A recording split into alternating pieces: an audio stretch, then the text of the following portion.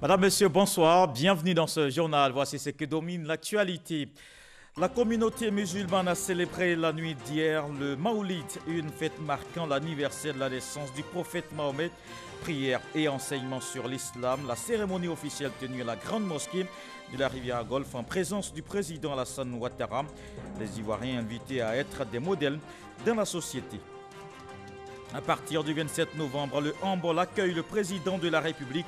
Alassane Ouattara effectue une visite d'État dans la région. De grands chantiers sont en cours dans les localités. Une délégation gouvernementale a fait le point des travaux. Tout est fin prêt pour réussir ce déplacement du chef de l'État. Et puis en Espagne, les 4e législatives organisées en 4 ans ce dimanche.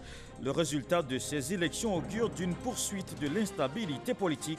Ni un bloc de gauche, encore moins une alliance des droites n'atteint la majorité absolue de 176 sièges sur 350. L'éducation, la moralisation de la vie publique, facteur de paix durable, c'est autour de ce thème évocateur que s'est tenu le Maoulid à la grande mosquée de la rivière Golfe, une cérémonie officielle de commémoration organisée par le COSIM. C'était en présence du président Alassane Ouattara. Mahama Traoré à Ouattouré.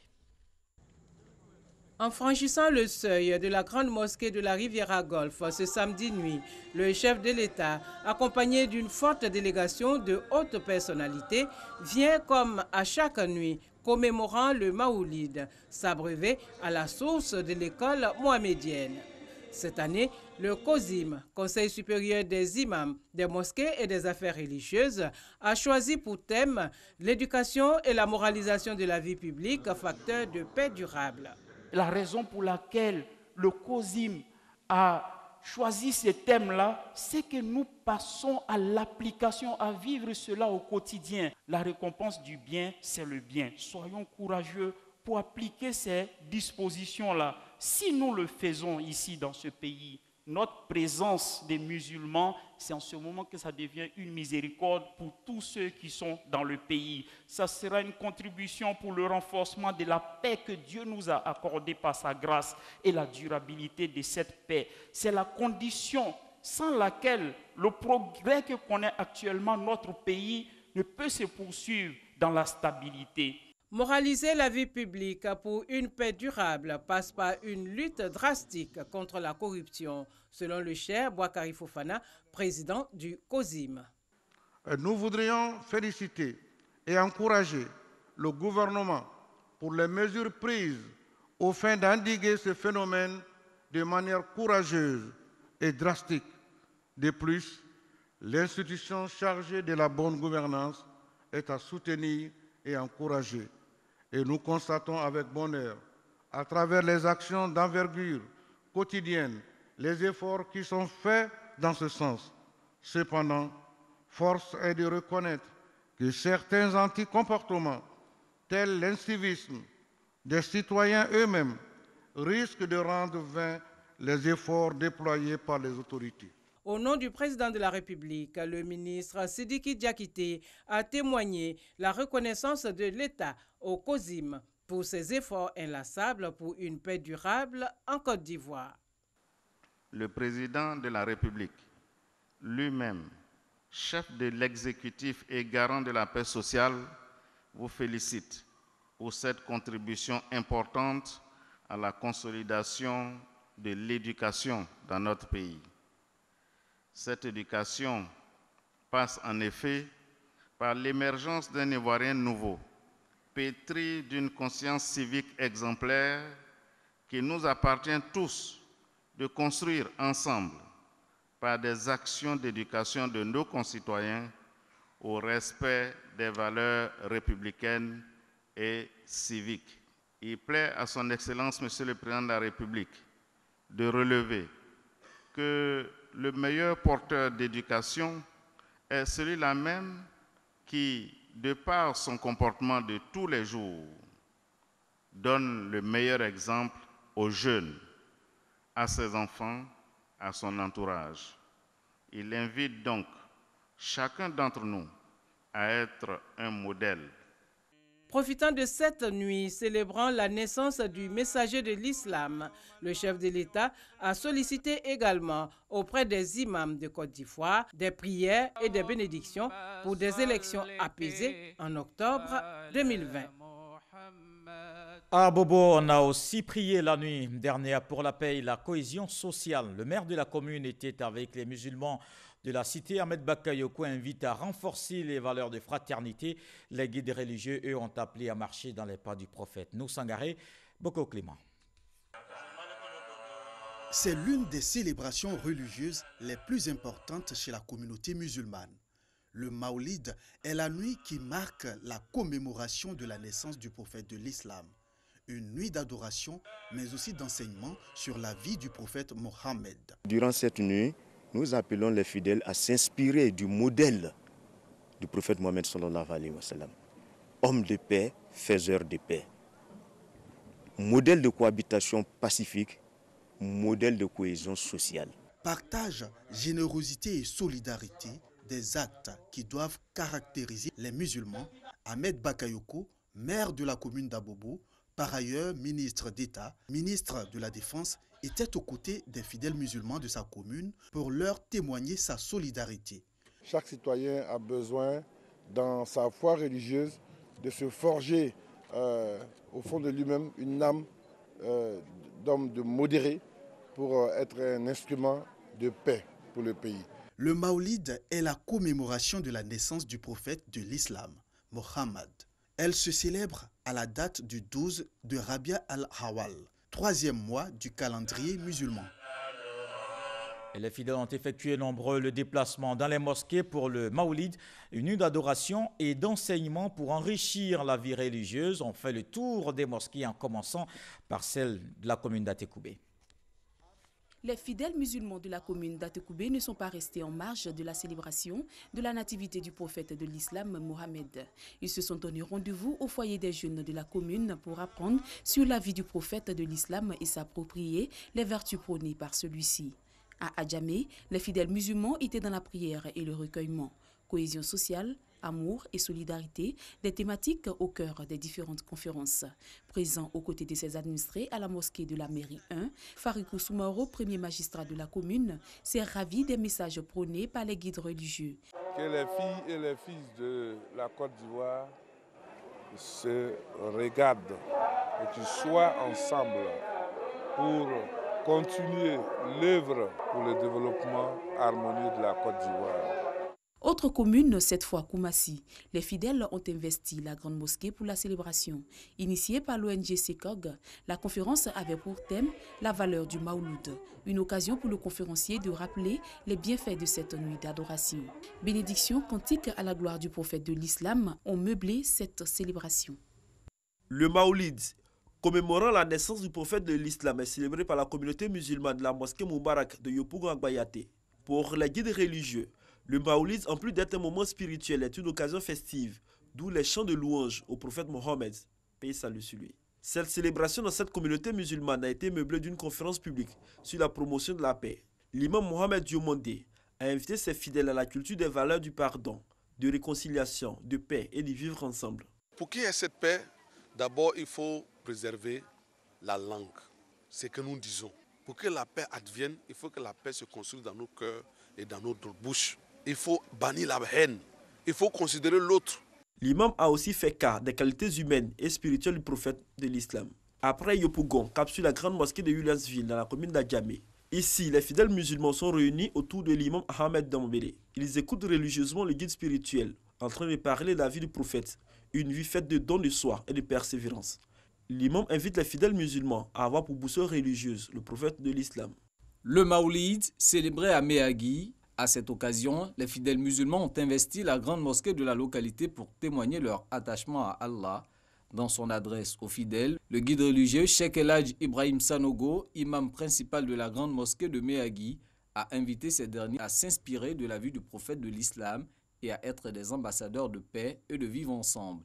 Après la lecture du Coran, des prières et des bénédictions ont été dites par l'imam et les fidèles pour le président de la République, son gouvernement, sans oublier les populations ivoiriennes pour que la stabilité continue de régner en Côte d'Ivoire. À la place de l'indépendance de la ville, les fidèles de l'association Ansardine nationale de Côte d'Ivoire, section Méagui, se sont rassemblés pour commémorer également la naissance du prophète Mohammed à travers une conférence. Les conférenciers Mamoutou Traoré et Alassane Bamba ont instruit les fidèles sur la vie du prophète. Ils ont par ailleurs exhorté les musulmans de la localité et ceux de la Côte d'Ivoire à cultiver l'amour du prochain, le pardon et surtout la fraternité. Aux côtés de la communauté musulmane, le corps municipal a aussi invité ses administrés à se comporter comme des modèles.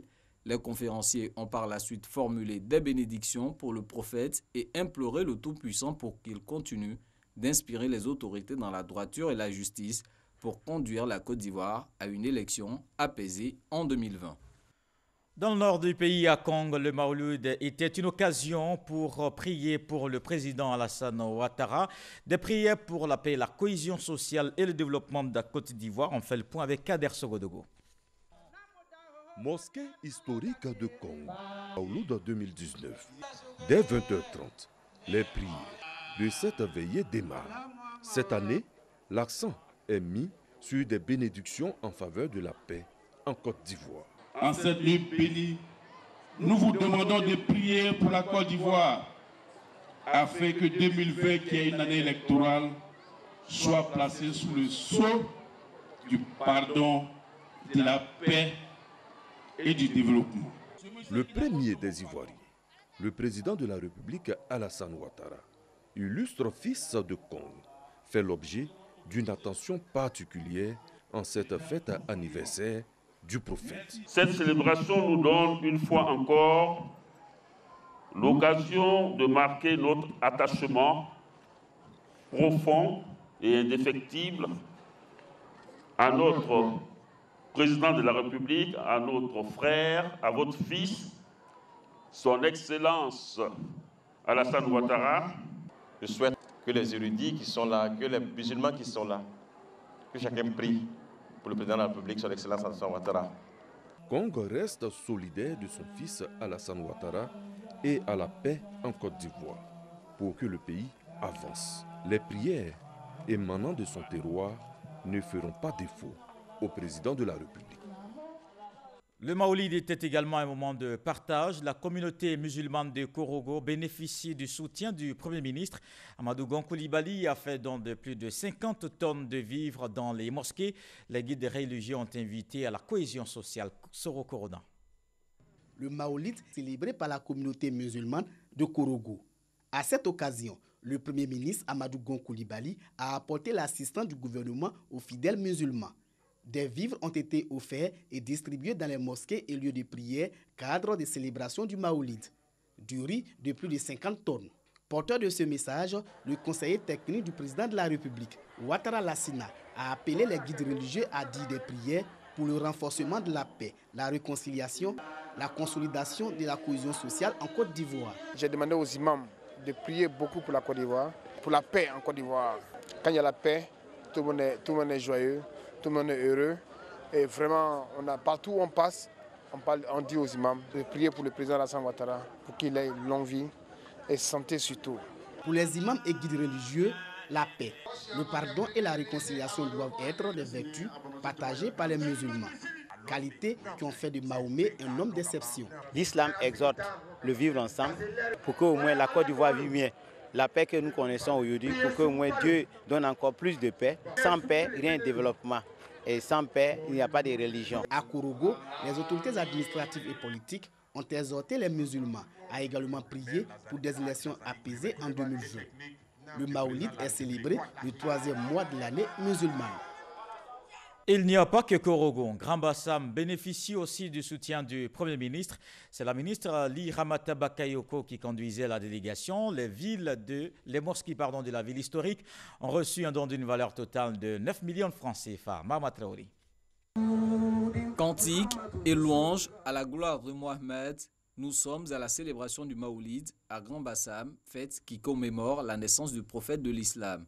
Une occasion pour les fidèles musulmans de se rappeler des bienfaits du prophète en faveur de l'humanité et d'en savoir davantage sur sa vie. Moussa Dramé, imam de la mosquée Fatima Zahra, a invité les fidèles à s'inspirer de la vie du prophète de l'islam, une véritable source à laquelle doivent s'abreuver les fidèles.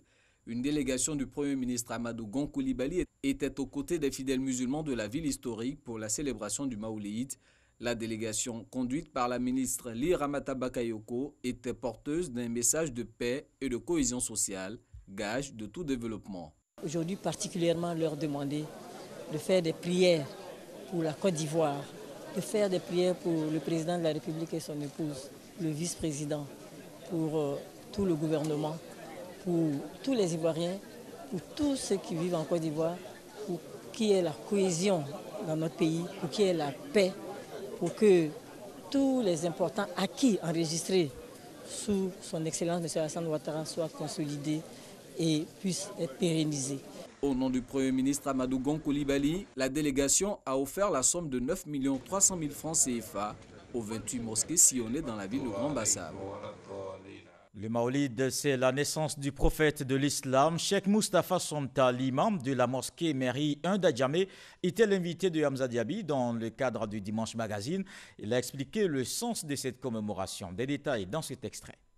Le messager d'Allah, commémorer sa naissance, c'est montrer ses valeurs, montrer ses enseignements, enseigner sa vie aux fidèles musulmans qui ne connaissent pas ce prophète-là. Et puisque en islam, nous avons deux grandes fêtes. Nous avons la fête de Ramadan et la fête de Tabaski, certes. Mais s'agissant du Maoulid, et pour nous qui célébrons le Maoulid va au-delà des fêtes. Parce que les fêtes, ce sont des jours des fêtes, les fêtes finissent le même jour. Oui. Mais le Maoulid, on doit prendre le temps de parler du prophète Mohammed sallallahu alayhi wa sallam toute l'année. On doit parler de lui, on doit parler de sa vie, on doit parler de ses actions, on doit parler de son comportement. Parce qu'il a dit dans les hadiths que j'ai été envoyé pour parachever les bonnes valeurs morales.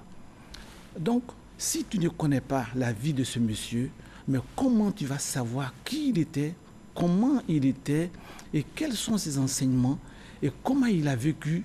Et parce que c'est lui qui est notre miroir, c'est lui qui est notre guide.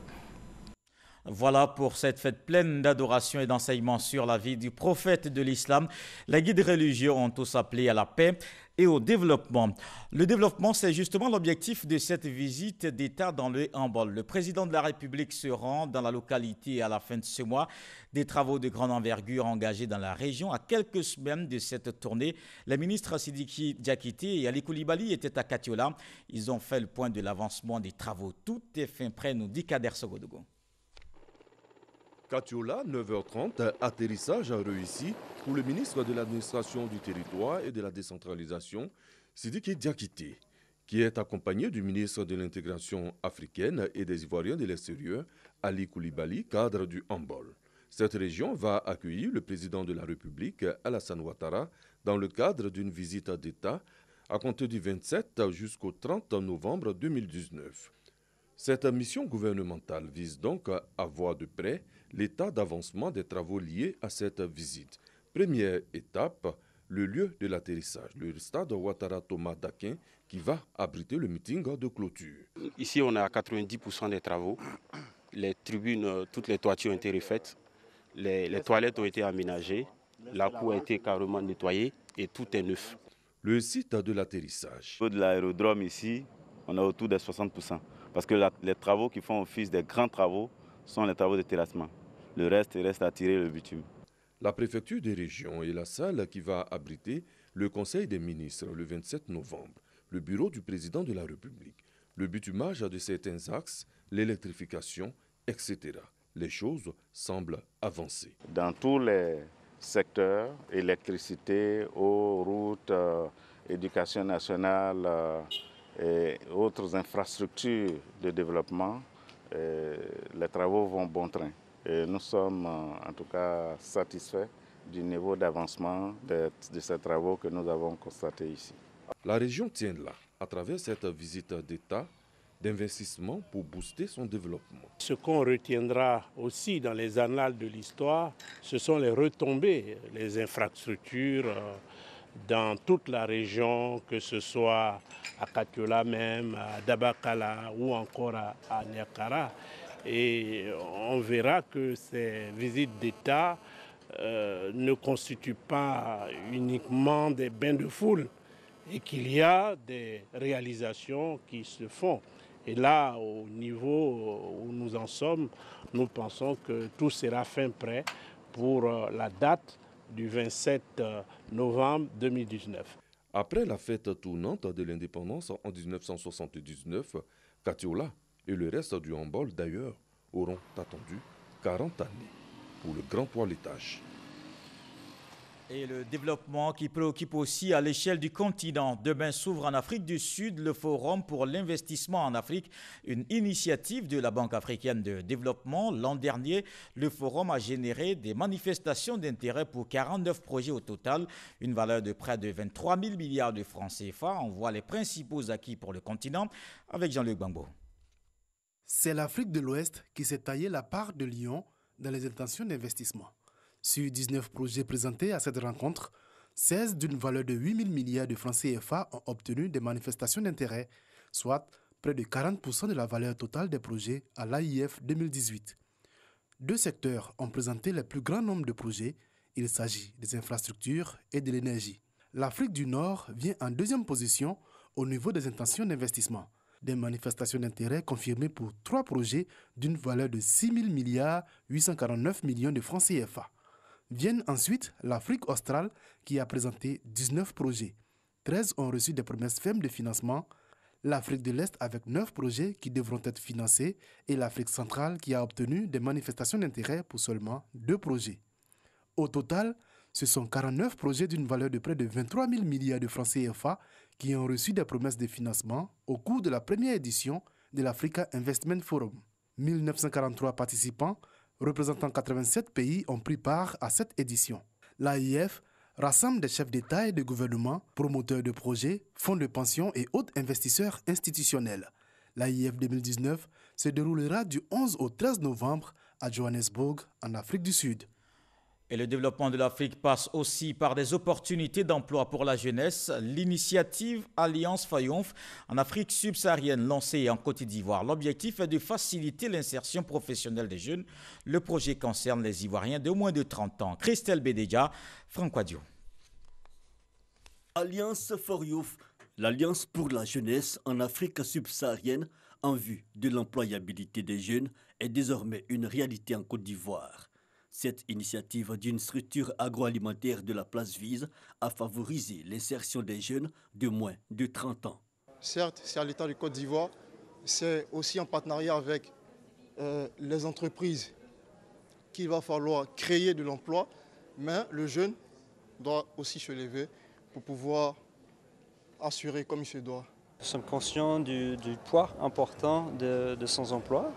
Et nous avons un rôle à jouer parmi beaucoup d'autres parties prenantes, bien sûr, mais en tant qu'entreprise, et avec le partenariat d'autres entreprises qui voient les choses de la même façon que nous, de jouer notre rôle, d'améliorer l'employabilité des jeunes au sein des pays où nous nous trouvons. Concrètement, c'est à travers des formations, c'est à travers des activités d'apprentissage, c'est à travers des programmes de mentorship, c'est de se rapprocher des jeunes, de les outiller davantage à travers des expériences, à travers des formations, pour leur permettre de devenir plus employables. Le favoritisme, l'instabilité des États, le manque d'initiative, autant de facteurs qui révèlent la difficile insertion des jeunes en Afrique. Pour y faire face, l'État du Côte d'Ivoire, à travers le ministère de la Promotion de la Jeunesse et de l'Emploi des Jeunes, entend prendre des mesures. Aujourd'hui, le système ivoirien est en totale réforme actuellement, de façon très concrète. Notre réforme, justement, vise à mettre les entreprises au cœur de notre dispositif de formation professionnelle pour que les curricula de formation, le contenu des formations soient guidés par 2 choses. L'orientation économique de notre pays, mais aussi sur le besoin donc, des entreprises. Ce sont les entreprises qui peuvent définir leurs besoins à moyen et long terme. Donc, que l'option soit donnée à des jeunes de faire des formations de courte durée, leur permettant d'apprendre un métier et de travailler et avoir des passerelles qui permettent à des jeunes qui, après 2-3 ans donc de formation, qui travaillent, qui décident après de faire donc des études, qui puissent réintégrer le circuit normal. En Côte d'Ivoire, ce sont au total 5000 jeunes qui sont concernés par le projet Alliance for Youth. D'ici à 2020, ils bénéficieront de plusieurs formations en vue de faciliter leur insertion professionnelle. Selon les projections, en 2040, la Côte d'Ivoire sera une puissance industrielle, mais aussi éducative. Le Bureau national de la prospective et le PNUD ont présenté les mécanismes pour mettre l'éducation au centre de ce développement. Des réflexions viennent de se tenir sur la question. Des détails avec Ahmed Traoré et Jean-Luc Bangbo. Stratégie sectorielle de l'éducation, éducation et développement de la petite enfance à l'horizon 2040, ou encore puissance éducative et puissance des nations. Autant de thèmes abordés lors de cette rencontre d'échange initiée par le Bureau national de la prospective et de la veille stratégique en collaboration avec le PNUD. L'objectif de ce rendez-vous est de montrer la place centrale qu'occupe l'éducation dans le processus d'émergence et de construction d'une puissance industrielle à l'horizon 2040. Le futur souhaité pour la Côte d'Ivoire, c'est une puissance industrielle axée sur une puissance éducative.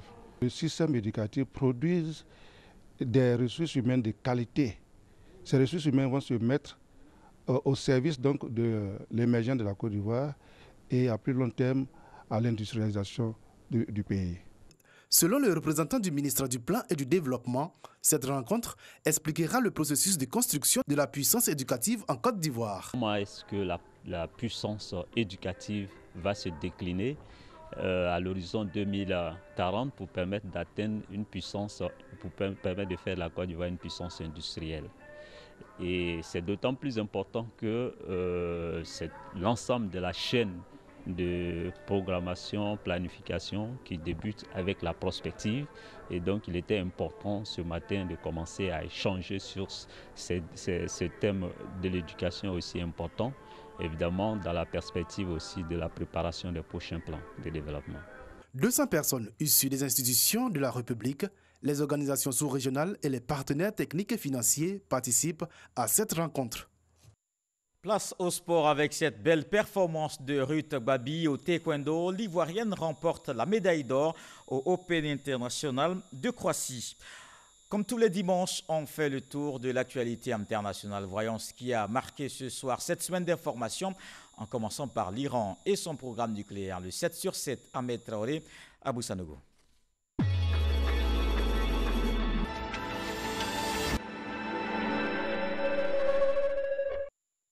L'Iran a indiqué ce lundi produire désormais 5 kg d'uranium enrichi par jour, soit plus de 10 fois qu'il y a 2 mois lorsqu'il s'est affranchi d'un certain nombre de restrictions sur son programme nucléaire, programme auquel il avait consenti en 2015. L'annonce a été faite par Ali Akbar Salehi, vice-président de la République islamique et chef de l'Organisation iranienne de l'énergie atomique. Il s'agit de la pire restriction sur les télécommunications imposée par le gouvernement irakien depuis le début des manifestations le 1er octobre. Les protestataires ont afflué de nouveau ce mardi 5 novembre dans la capitale, ce après la mort en 36 heures d'au moins 10 manifestants. Les autorités ont proposé des réformes sociales et des élections anticipées, mais les manifestants réclament le départ de tous les responsables. L'attaque d'un convoi d'autocars de la compagnie minière canadienne Semafo au Burkina Faso a fait au moins 37 morts et 60 blessés ce mercredi 6 novembre. Une attaque perpétrée par des individus non identifiés. 5 bus transportant du personnel, des entrepreneurs et des fournisseurs qui étaient escortés par des militaires ont été visés. Depuis 5 ans, les attentats au Burkina Faso ont fait près de 649 morts et environ 500 000 déplacés internes et réfugiés selon l'ONU. Bosco Ntaganda a été condamné à 30 ans de prison ce jeudi 7 novembre. L'ex-chef militaire de la branche armée de l'Union des patriotes congolais avait été reconnu coupable le 8 juillet dernier d'attaques contre les civils, de meurtres, de viols, d'esclavage sexuel, de persécution, de déportation et de pillage. Des actes qualifiés de crimes contre l'humanité et de crimes de guerre et commis sous ses ordres. Un étudiant hongkongais du nom d'Alex Shaw, Tombé le week-end dernier d'un parking lors d'affrontements entre la police et les manifestants, est décédé ce vendredi 8 novembre. Ce décès pourrait aggraver les tensions après 5 mois de mobilisation avec des actions quasi quotidiennes et de plus en plus violentes pour dénoncer l'ingérence de Pékin et exiger des réformes démocratiques. En Algérie, l'autorité indépendante d'organisation des élections a validé ce samedi 9 novembre 5 candidatures à l'élection présidentielle du 12 novembre. 5 hommes, dont 2 ex-premiers ministres.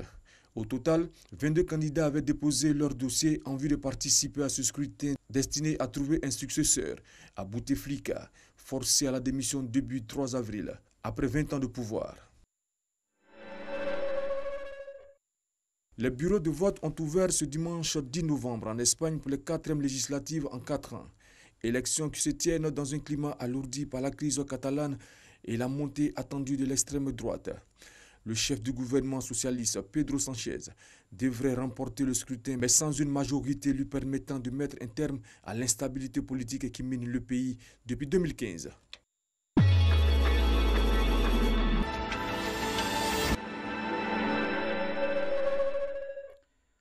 Ce journal est terminé. Merci de l'avoir suivi. L'actualité se poursuit sur www.rti.ci et RTI Info.